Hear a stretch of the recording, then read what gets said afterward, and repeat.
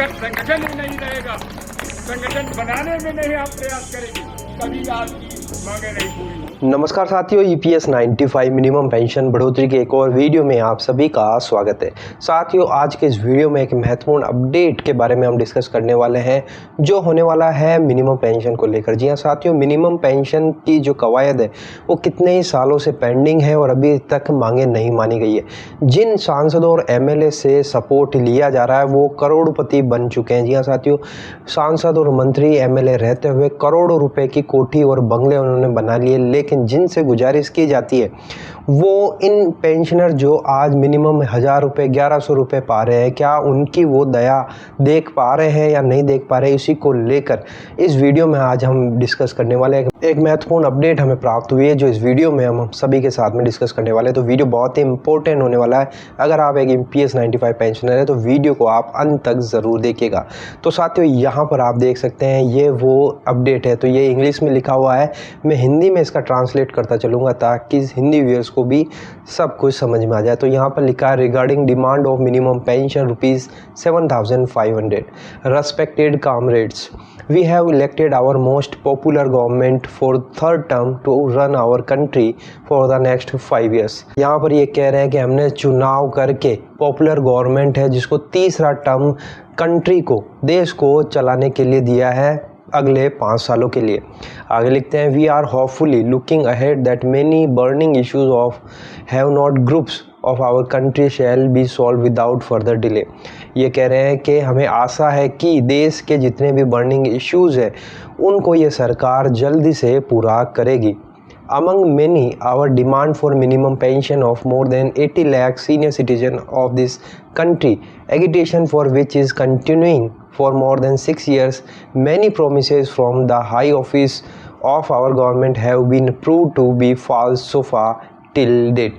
और इन्हीं सारे मुद्दों के अंदर मिनिमम पेंशन बढ़ोतरी जो 7,500 प्लस DA है उसकी मांग जो करीबन 80 लाख सीनियर सिटीजन की मांग है वो काफ़ी लंबे समय से पेंडिंग है। 6 सालों से आंदोलनरत है, लेकिन 2 बार गवर्नमेंट के प्रोमिसेस और आश्वासन देने के बावजूद भी अभी तक उस पर कोई कार्रवाई नहीं हुई है। आगे लिखते हैं कि in this regard please look the bunch of cabinet ministers where everyone is crorepati, not only crorepati, their assets and bank balance have crores 100 and more. तो यहाँ पर ये कह रहे हैं कि लेकिन अगर हम मिनिस्टर्स को देखें, जो कैबिनेट मिनिस्टर और सांसद को देखें, तो वो करोड़पति बन चुके हैं। वो करोड़पति नहीं, उनका जो बैंक बैलेंस है, एसेट्स है, वो करोड़ों को भी क्रॉस कर चुका है। तो साथियों, आप इस बारे में क्या सोचते हैं कि वाकई में जो मंत्री और सांसद MLA जिनसे गुहार लगाई जा रही है वो करोड़ों में खेल रहे हैं, लेकिन मिनिमम पेंशनर जो एक मासिक पेंशन प्राप्त कर रहा है उसके बारे में वो कुछ नहीं सोच रहे? अपनी राय कमेंट बॉक्स में ज़रूर बताइए। अगर आप इस बात से इत्तेफाक रखते हैं तो यस ज़रूर टाइप करिए कि हाँ, ये कैबिनेट मिनिस्टर्स करोड़ों के मालिक बन चुके हैं। आगे लिखते हैं, comrades, do you believe these crorepati's having more than 100 crore will realize our financial hardships, who are drawing their monthly pension from 300 to 1000 rupees only per month? तो आपको क्या लगता है कि ये जो करोड़पति MLAs मंत्री हैं, क्या वो मिनिमम पेंशन जो 300 से 1000 रुपये प्राप्त कर रहे हैं उनकी फाइनेंशियल कंडीशन को वो समझ पाएंगे? After retirement will those crorepati neta mantri shall show their minimum sympathy toward those beggars like us? Have they any idea what is called financial hardship?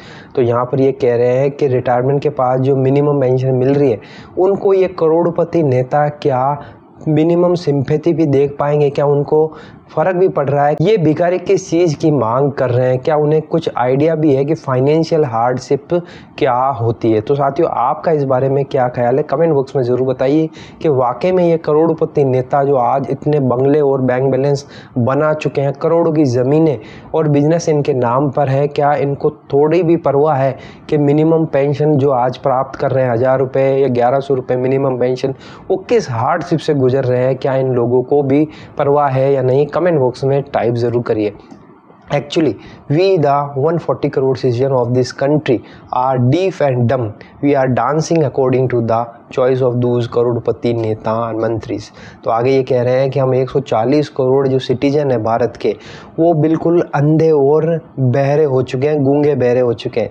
हम उसी तरह से नाच रहे हैं जिस तरह से करोड़पति नेता मंत्री हम लोगों को नचा रहे हैं। तो वाकई में साथियों मेरा भी मानना है कि ये सारे जो नेतागण हैं खुद तो करोड़पति हो रहे हैं, खुद अपनी सैलरी और पेंशन को एक ही बार में पारित करवा लेते हैं, कोई विरोध नहीं होता है संसद में। लेकिन जब बात आती है एक आम आदमी की, एक आम पेंशनर की, तो वहाँ पर इनको सांप सूंघ जाता है और इनको कानून और कायदे याद आते हैं और इनको फंड की वैल्यू याद आती है कि फ़ंड में वैल्यू है या नहीं, फ़ंड डिफिसिट में है या घाटे में है या मुनाफे में। लेकिन जब बात खुद पर आती है तो किसी की भी ये परवाह नहीं करते हैं और एक ही झटके में संसद में सारे की सारी सुविधाएं इन लोगों के लिए पारित हो जाती है। अगर आप इस बात से इत्तेफाक रखें तो कमेंट बॉक्स में यस ज़रूर टाइप करिए कि हाँ सर हम भी इसी बात से इत्तेफाक रखते हैं कि ये लोग खुद के बारे में तो बिल्कुल भी नहीं सोचते हैं, लेकिन जब बात आम आदमी की आती है तो ये हज़ारों बहाने बनाते हैं। तो साथियों ये बहुत ही महत्वपूर्ण अपडेट थी जो आप लोगों के साथ में मैंने साझा की है।